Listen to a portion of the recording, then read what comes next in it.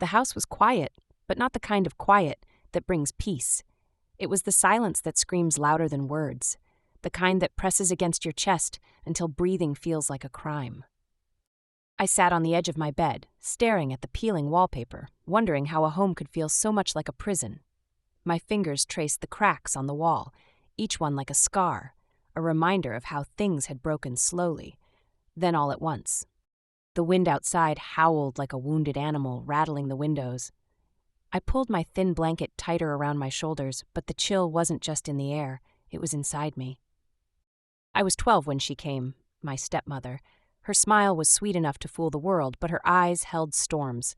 At first, I thought she would be the mother I lost too soon, the gentle hands to braid my hair, the voice to soothe my nightmares. But I was wrong. So wrong. Her cruelty wasn't loud. It was quiet, calculated. A missing meal here, a locked door there. Words that cut deeper than knives, spoken with a smile that never reached her eyes. "You're lucky we keep you," she'd whisper when no one was listening. And I believed her. I believed her because she made me believe.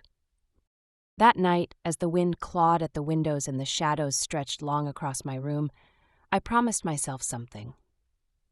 One day I will leave this house. One day I will find light. Life before her was simple. My father and I lived in a small cottage by the river, where the evenings smelled of pine and the mornings sang with birds.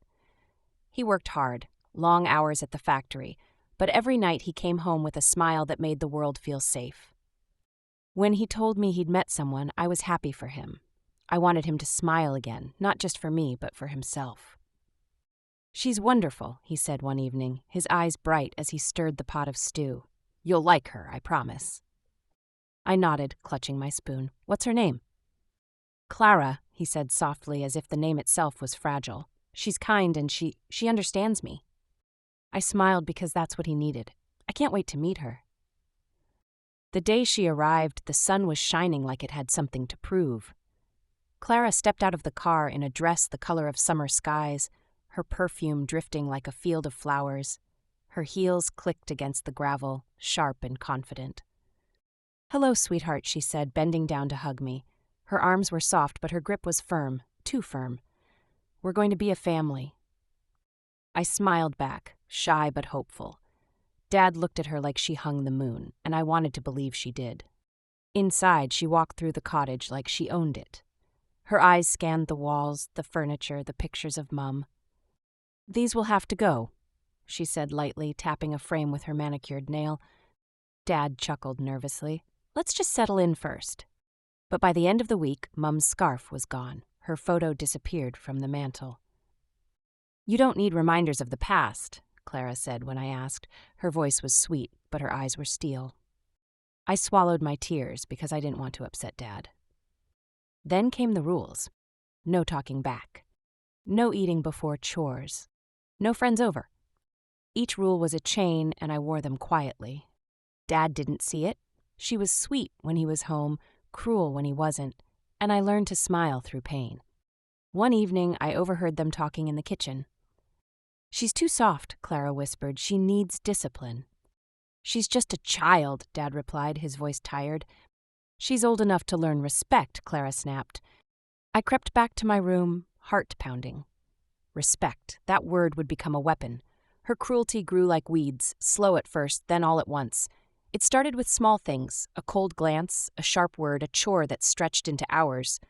But soon it became a garden of thorns, and I was trapped inside. One morning, I woke to the sound of her heels clicking against the wooden floor. She stood in my doorway, arms crossed, lips painted crimson. "Up," she said. "You've got chores." I rubbed my eyes. "It's Saturday." Her smile was thin. "And? Do you think dirt takes weekends off?" I slid out of bed, my stomach growling. "Can I eat first?" Her eyes narrowed. "No, work first, food later if you earn it." The rules multiplied like shadows. No talking back, no eating before chores, no friends over, no laughter too loud. Each rule was a chain, and I wore them quietly. Dad didn't see it. She was sweet when he was home, cruel when he wasn't. One afternoon, I came home clutching a certificate, first place in a writing contest. My heart soared. I wanted Dad to see. I wanted him to be proud. "Look," I said, running into the kitchen where Clara stood slicing apples. She turned slowly, her eyes sweeping over the paper.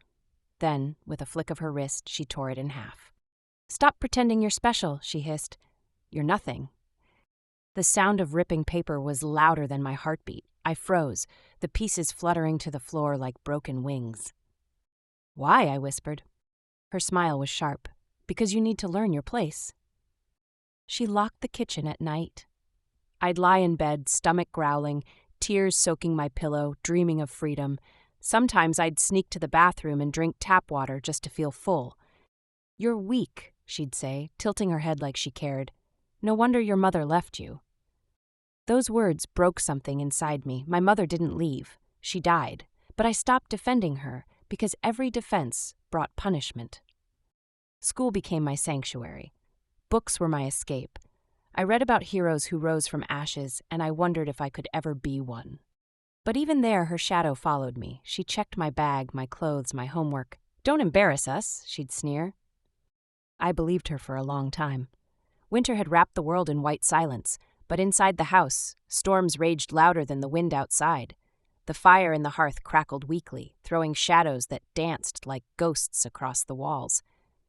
I stood in the kitchen, my hands trembling as I counted the coins in my pocket. Money I'd saved from doing odd jobs for neighbors. It wasn't much, but it was mine. Clara's voice sliced through the quiet like a blade. "Where did you get that?" she demanded, stepping into the room. Her heels clicked against the tiles, sharp and accusing. I froze. It's mine. I earned it." Her eyes narrowed, cold and glittering. "Don't lie to me." She snatched the coins from my hand, her nails digging into my skin. "You stole this from us, didn't you?" "No," my voice cracked. "I didn't, I swear." The slap came so fast I didn't see it. My head snapped to the side, and for a moment the world blurred. My cheek burned, tears stung my eyes, but I refused to cry, not in front of her.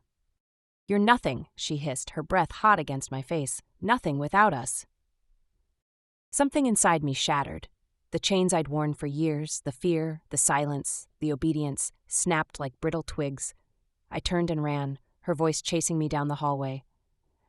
"Come back here, you ungrateful brat." I didn't stop. I grabbed my small bag from under the bed, already packed with a few clothes and my mother's old photo, the one Clara hadn't found. My heart pounded like a drum as I slipped out the back door into the icy night. The wind hit me like a wall, freezing my tears before they could fall. Snowflakes clung to my hair, my lashes, my coat. I ran until my lungs burned, until the house was nothing but a shadow behind me. My boots sank into the snow, each step heavier than the last. I walked for hours, guided only by the dim glow of streetlights and the desperate rhythm of my heartbeat. My fingers went numb, my breath fogged the air, and hunger gnawed at my stomach like a wild animal. Finally, my legs gave out. I collapsed near a church, its stained glass windows glowing faintly in the dark. I pressed my forehead against the cold stone steps and whispered the only words I could find. "Please," I murmured, my voice breaking. "Please help me." I hadn't prayed in years, not since Mum died. But that night I prayed, not for revenge, not for Clara to suffer. I prayed for strength, for a chance to start over, for light in a world that felt like endless shadow. Snow fell around me like feathers, soft and silent, as if the sky itself was listening. The church doors creaked open, and warm light spilled onto the snow like liquid gold. I blinked against the brightness, my body trembling from cold and exhaustion.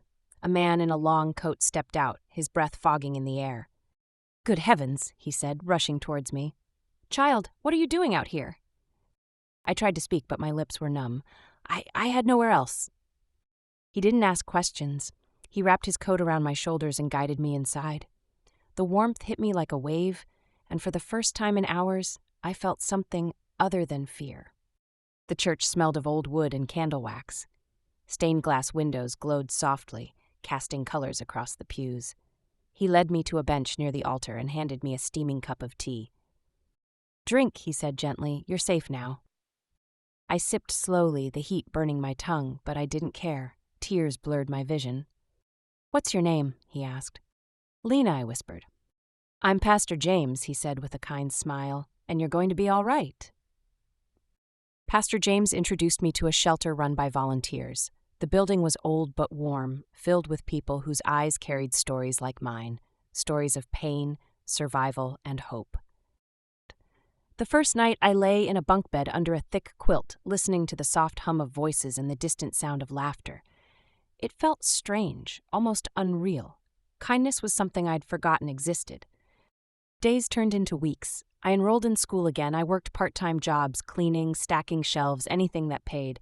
I saved every penny, each coin a promise to myself. I will never go back. But healing wasn't just about survival. It was about rediscovering who I was. One afternoon at the shelter, I found an old guitar leaning against the wall. Its strings were dusty, its wood scratched. But when I strummed it, the sound filled the room like sunlight breaking through clouds. "Do you play?" asked Mia, a volunteer with kind eyes. "I used to," I said softly, "before." "Then play," she said. "Play until it hurts less."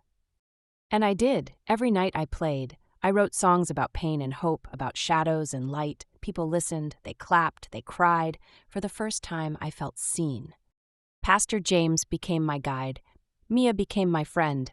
They taught me that broken doesn't mean worthless, that scars can become strength, that forgiveness is freedom. Years passed like pages turning in a book I never thought I'd finish. I graduated with honors, earned a scholarship, and stood on a stage under bright lights, a guitar in my hands. The crowd was a sea of faces, their applause a wave that lifted me higher than I'd ever been. I strummed the first chord, and the sound rang out like freedom. My voice followed, trembling at first, then strong, singing words born from pain, stitched together with hope. From shadows I came, to light I rise. The audience cheered, but my eyes caught a figure at the back of the hall. Clara, my stepmother. Her hair was streaked with gray now, her posture smaller, her eyes wide and unreadable. For a moment, the world tilted. Memories crashed like waves, her voice hissing, her hand striking, her laughter sharp as glass. But then another memory rose. Pastor James saying, "Forgiveness is freedom." Mia whispering, "You're more than what hurt you." I finished the song. The hall erupted in applause. My heart pounded, not from fear, but from something else, something lighter. After the show, I walked towards her. Each step felt like walking through fire, but I didn't stop. She stood frozen, clutching her handbag like a shield. "You did well," she whispered, her voice trembling. "I did," I said softly, "and I forgive you." Her eyes filled with tears. For the first time, I saw her humanity, not the monster I'd painted in my mind, but a broken woman who had broken others. I don't deserve that," she choked. "Maybe not," I said, "but I deserve peace." She nodded, tears spilling down her cheeks, and in that moment, the weight I'd carried for years lifted like smoke in the wind. Hate is heavy. Forgiveness is freedom. I didn't forgive her for her sake. I forgave her for mine, because healed people heal. And I was done being broken. Morning sunlight streamed through the window of my small apartment, painting golden stripes across the wooden floor. The air smelled of coffee and fresh hope. My guitar rested against the wall, its strings gleaming like threads of possibility. I sat at my desk, surrounded by notebooks filled with lyrics and lesson plans. Outside, the city hummed with life, a sound that once terrified me but now felt like music. I had built this life from ashes, piece by piece, and every scar was a testament to the journey. Children's laughter drifted up from the street below. Soon, I would head to the community center where I taught music to kids who had known pain, the kind that leaves invisible bruises. I told them what I had learned. Your scars are not your shame, they are your strength. I strummed a chord, the sound warm and full. It vibrated through the room, through me, through every memory that had once chained me. Clara's face flashed in my mind, not as a monster, but as a broken soul. I had forgiven her, not because she asked, but because I needed to breathe again. If I had known better, I would have believed this sooner, that light isn't something you find, it's something you create, and sometimes it's born from the darkest places. I smiled as the sunlight kissed my skin. I was free. I was whole. And as I played the melody that had carried me through the shadows, I whispered to myself, I found the light, and it was inside me all along.